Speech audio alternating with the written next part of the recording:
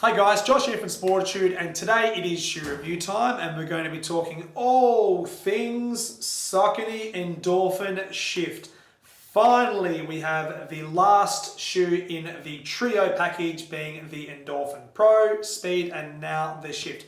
The story is complete, ladies and gentlemen. So what this shoe here is, it is essentially their mileage shoe in the Endorphin series. It's got the most amount of cushioning underneath the foot. But the biggest call out with this shoe is the speed roll, or their version of a meta rocker through the forefoot through here. So with all of my shoe reviews, what we're going to do is we're going to talk about the engineering features of this shoe, the outsole, the midsole and the upper, profile the runner that could be considering this shoe with regards to foot type and what they're searching for with cushioning and support. And who knows, it could be a shoe that you could be considering at home for your next mileage running shoe. So without further ado, let's get stuck in. First things first, what we're going to do is we're going to profile the runner that could be considering this shoe. And my take on this is a little bit different than what we see with your traditional running shoes that we've done with the shoe reviews gone by. So essentially, when we're talking about the foot type or the profile of runner that could be considering this shoe, we're not going to get too hung up on whether they're under, neutral or over pronators, because essentially keeping that in mind, we've fitted this shoe with success for a slightly under pronator, a neutral and a mildly over pronated foot type. Main reason being is the aid and the benefit of this shoe comes from the speed roll or the meta rocker through the forefoot. So what we're tending to find, or the success with this shoe, is taking a fair bit of load off of those toes or your metatarsal heads through here. So when we're talking about when the foot comes down, contact, mid starts, we're in that static position, getting ourselves ready as we transfer our weight further forward, engaging those toes to then propel ourselves out of our gait cycle. There are runners out there from time to time, whether it be load, fit, or just purely coming off of an injury, we need to take some stress and load off of that forefoot or those metatarsal heads. And what the speed roll here does from the Endorphin Shift is aid in that. So you can even see how the roll sits up quite pronounced through that forefoot. So when someone's going from contact, mid, to then rolling off out of their gait cycle, this shoe here takes quite a bit of stress and load off of that forefoot. So it is a very comfortable shoe for those people looking to reduce a little bit of that stress and strain on their metatarsal heads. So at time to time, obviously podiatrists do refer for this style of shoe, and usually it's facilitated with brands like your Hoka series. Now New Balance have come out, made some of their New Balance Malls and meta rockers through the forefoot, and most recently Asics with their Glide Ride series as well. So brands know that this engineering concept exists, and it certainly has a demand out there, and we're seeing great results with this concept of footwear. When we're talking about profiling the runner as well, we should talk about the amount of cushioning underneath this foot through here. It is a very plus running shoe. So I would say it's up there with the Triumph 18 with the amount of cushioning underneath the foot. It is a slightly different execution in midsole, so I'm not going to say the Triumph is more durable or softer by any means, because the speed roll through here can't be on a really responsive platform. It just wouldn't work. So they need to use it on the Power Run midsole, which is going to aid in compressing cushioning, but not overcomplicate things with that response through the forefoot. So the runner out there that's looking for that meta rocker on a really light but cushioned platform, I certainly recommend the Endorphin Shift. It is a very, very comfortable shoe underneath your foot through there. What we're going to do now is talk about the engineering breakdown of this shoe. We're going to touch on the outsole, the midsole, and the upper. So I want to tell you a little story at home. When I first saw this sample, best part of about 12 to 14 months ago, I didn't like it. And I feel like a bit of a fool because sometimes I get it wrong. And when I saw the sample, I tried on, had a bit of a jog. It just didn't feel quite right for me, and I was a bit uncertain about where it's going to place itself in this market. Now, keep in mind that was just my perception on what I was looking for in a running shoe going back almost 12 to 14 months ago. But once this little guy dropped in last week, I put it on my foot, I ran on the treadmill, and I fell in love with everything about this shoe. For me at the moment, my mileage shoe I'm doing in a combination of a couple of shoes out there. I'm rotating from a shoe that's coming in next year, the Asics Glide Ride version 2, the More version 3, which is a shoe coming next year as well. And also I'm rotating some Bondis and Cliftons into my sort of mileage running shoe rotation. So at the moment, I'm really familiar with the rocker sole features from a lot of brands. And when I put this one on my foot, I just felt very happy. It was smooth, it was effortless, and the comfort on offer underneath and on top of the foot was just sublime. Cool, coming to the outsole of this shoe. So an uncomplicated outsole. You've got essentially your outsole configuration that sits around the border of this shoe through here and here.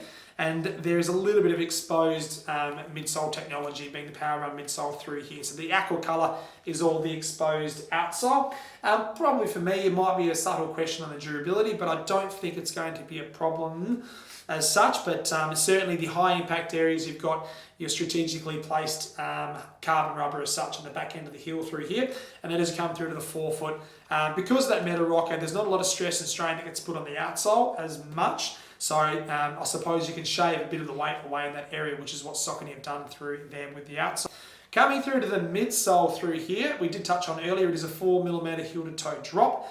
It is on a generous stack as well. The midsole itself, Power Run technology, soft and cushioned, but that's essentially what you want in a shoe like this. You don't want a really snappy kickback shoe because essentially you're getting that aid and assistance with the rocker sole anyhow. So if you overcomplicate it with a really springy midsole, like a really polyurethane TPU based midsole, it might be too much going on because we do want to take stress and load off those metatarsal heads. We don't want to create a spring that's going to cause a bit of stress as we go through our gait cycle. So it doesn't need it because the rocker sole is there. It aids in that roll, that smooth transition from mid to toe off. There's no need to alter what they have done with the midsole through here being Power Run. It's nice, it's cushioned, it's got everything you need in a shoe like this.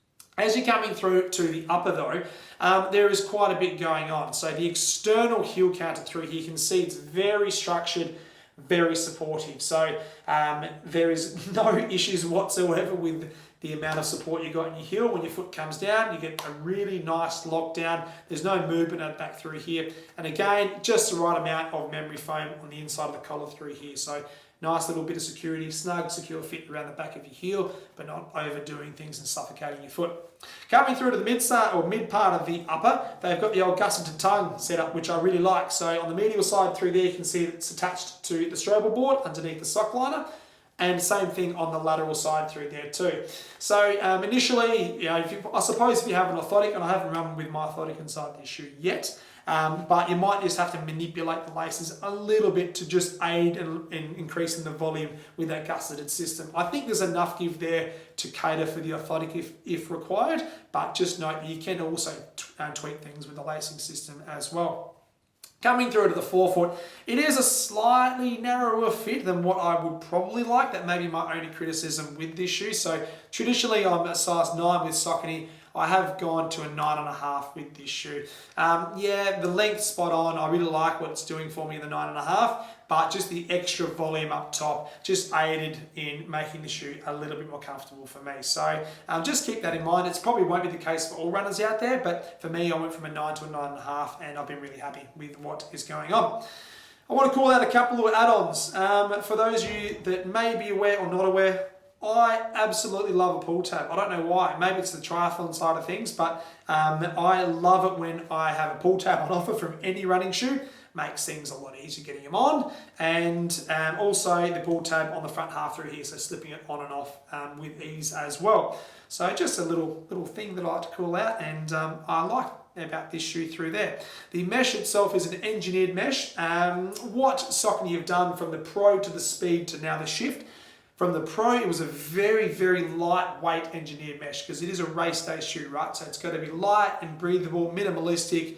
It's a performance-based shoe. Then as they went to the Speed, that shoe there is your tempo, potentially race day shoe. So they just provide a little bit more support and structure up top. And then as we come to the Shift through here, it is noticeably more supportive up top. So just what I mean by that, it's a little bit more structured in and around this midsection through here with a couple of little clever overlays, and also the forefoot happens to be a little bit more attention to detail with regards to the amount of support and strength on offer through there. Because it is a mileage shoe, obviously if you compare the amount of hours spent in a shoe like this in comparison to the Pro, there needs to be a little bit more going on with supporting this shoe to make the runner happy, comfortable and satisfied. So there you have it guys, that is my overview of the Endorphin Shift. I'm a big fan of this shoe. I really like what Saucony are doing at the moment with the Endorphin series. And for me, this has just put the cherry on top of that little trio. So the Pro, the Speed, and the Shift certainly have a place in this market. It's not for everyone. Obviously, the Meta Rocker won't agree with every single runner out there. But for those that have experienced Meta Rockers before and maybe want to try something a little bit different, I can't speak highly enough of this Shift through here.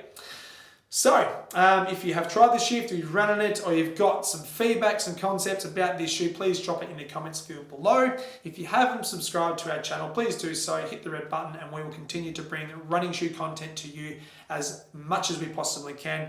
And until next time, stay safe, happy running, and we'll see you out on the road. Take care.